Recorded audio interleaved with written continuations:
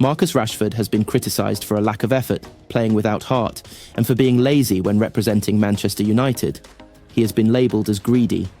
His actions, not chasing back or sprinting enough on the pitch, speak louder than his words, it has been said.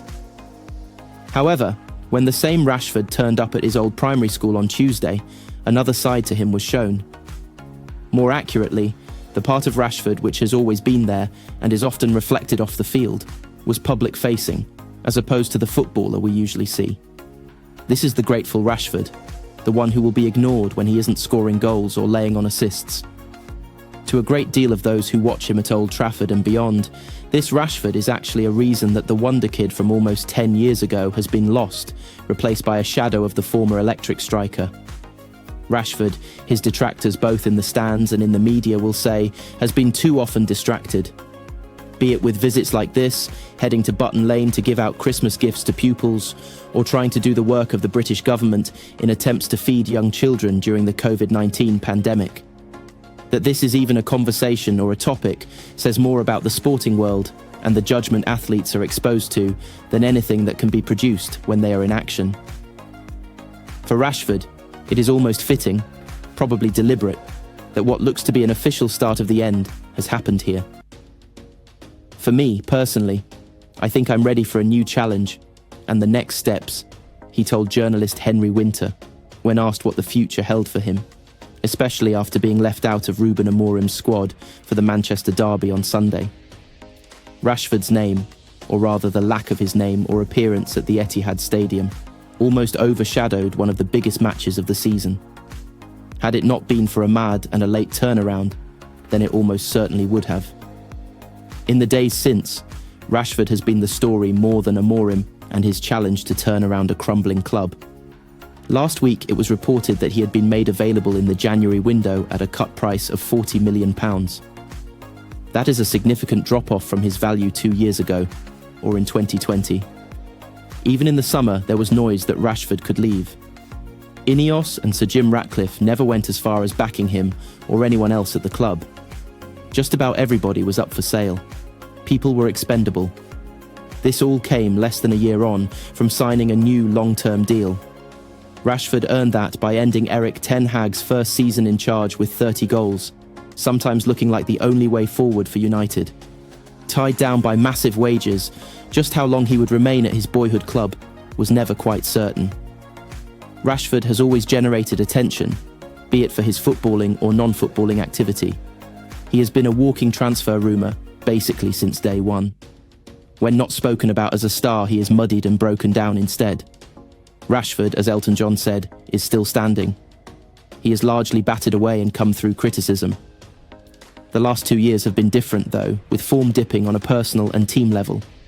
That is what has led to Roy Keane suggesting, before these latest comments from his Wythenshawe roots, that the time for a move has come. Rashford, classy as always, responded to the questions of an exit in the only way he knows how. "When I leave, it's going to be no hard feelings," he explained. "You're not going to have any negative comments from me about Manchester United. That's me as a person. If I know that a situation is already bad, I'm not going to make it worse. I've seen how other players have left in the past, and I don't want to be that person. When I leave, I'll make a statement, and it will be from me." Rashford was booed off the field at the end of last season during the FA Cup semi-final against Coventry City. More groans and dissent were heard last week at Victoria Pleasant. He is regularly hammered by readers in the comments of this site, and social media is just as vitriolic. On Tuesday, he posted on Instagram after the visit to Button Lane, regardless. "Great day joining in the Christmas festivities at Button Lane Primary School Christmas tree emoji," he wrote. This is what Rashford has always been able to do and will always do.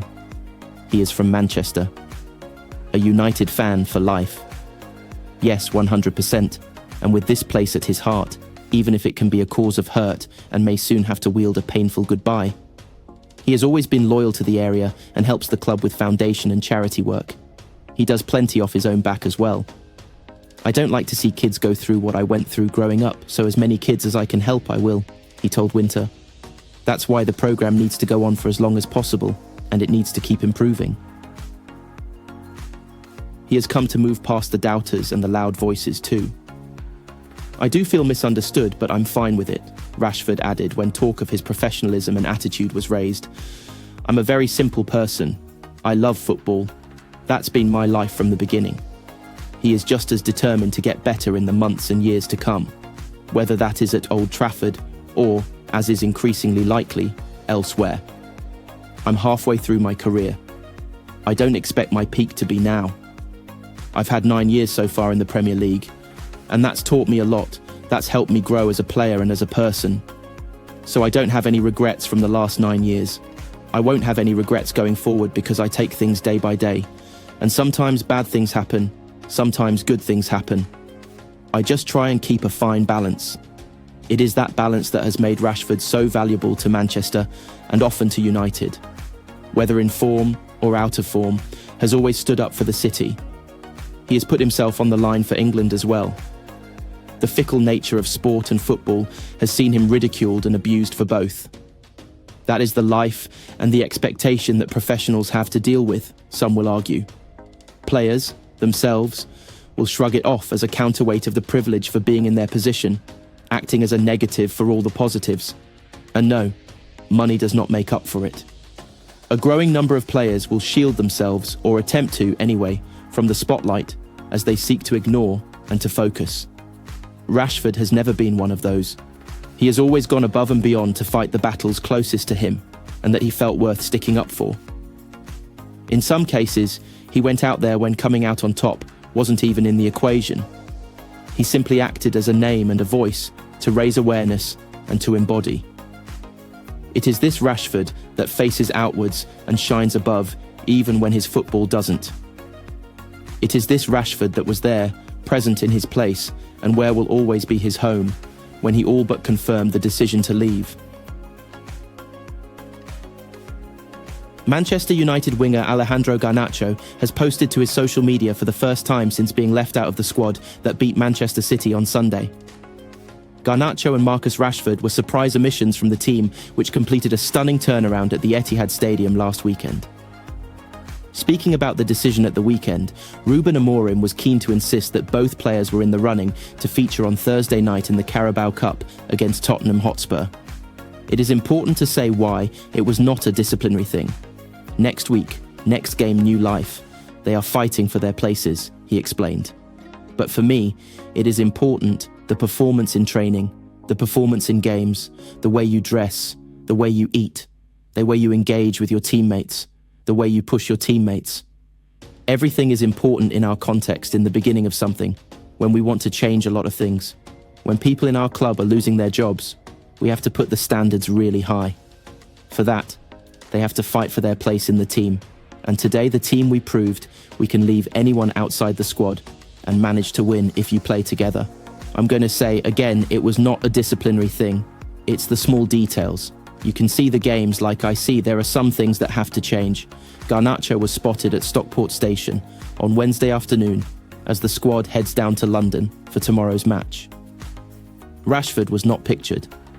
On Tuesday night, Garnacho won the prestigious Puskas Award for his incredible goal against Everton last season.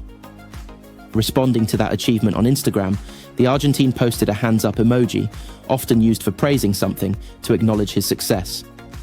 It remains to be seen whether Garnacho has done enough to impress Amorim in training this week to earn a start at Tottenham. Marcus Rashford's Manchester United career remains at a crossroads, and Ruben Amorim has done nothing to change that. His decision to leave the forward out of Sunday's Manchester derby at the Etihad Stadium threatened to become the main story on a day of rivalry. Ahmed quotes late winner, and the dramatic comeback in general ensured that the absence of Rashford and Alejandro Garnacho from the matchday squad was put to the side. Rashford's future is still up in the air though.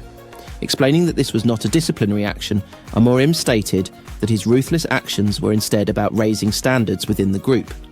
Instead of playing in one of the two biggest games of the season, a fixture in which Rashford has a long history and connection as an academy graduate, the 27-year-old was made to train in the morning. He watched from home as United landed another sucker punch to Pep Guardiola. Ahmad, given the chance to operate further forward without Garnacho or Rashford's presence, took his chance. Whether related or not, Amorim insists not. The timing of this call, which was reported by the Manchester Evening News prior to team news being released at 3:15 p.m. on Sunday, comes shortly after suggestions that Rashford will be allowed to leave next year. If a suitable offer emerges in January, just 2 weeks away now, it is claimed United would consider it. Rashford signed a bumper new long-term deal at United in July 2023 after scoring 30 goals the season before. He has managed just 15 in the 18 months since and still had 3.5 years left on his deal. He is one of the top earners at the club and is nowhere near as valuable as at either of his 2 previous peaks, where talk of between £60 million and £80 million had been rife. United are thought to be open to letting Rashford leave now, however, and will entertain bids for their long-serving attacker. The club are not described as anticipating teams to come forward mid-season due to financial constraints, but that is one of the reasons United themselves would be happy to see him leave, as they fight profitability and sustainability rules (PSRs). The Mail added that another option would be for Garnacho or Kobbie Mainoo to be sold. That is not part of the plans though, with a Rashford exit being preferred. Paris Saint-Germain have also been pitted as one of the few viable options for Rashford. Saudi Arabia is another potential destination, due to the wealth available for many clubs. The French giants in particular have been in the mix for Rashford previously. Ahead of the 2022 World Cup, President Nasser Al-Khelaifi spoke about Rashford with his contract set to expire at the time. He's another player that is really amazing. And for free, he said, to have Rashford for free, every club would definitely run after him. We're not hiding it, we spoke before and there was interest, but the moment was not a good moment for both sides. Maybe summer, why not? Today, if he's a free agent, of course we can talk to him directly, but we are not going to talk to him now. Let him focus on the World Cup. Then after in January, hopefully if we're interested, we will talk to him. Charles Watts says that it is unlikely that Arsenal make a move for Rashford, despite being linked with him for several years. However, he adds that Mikel Arteta's side are in the market for another versatile forward and would sanction another loan to get themselves through to the summer. Fabrizio Romano adds, for Marcus Rashford, it's not the first time that we've seen this kind of situation. So basically what's going on is that Manchester United will talk to the player and let's see what kind of situation there will be around Marcus Rashford. In recent weeks, we've had many links with an exit of Marcus Rashford, but what we have to say today is Man United have not entertained any negotiations, so they didn't receive any concrete bid for Marcus Rashford. January is in 2 weeks, so at the moment, still nothing concrete for the January transfer window.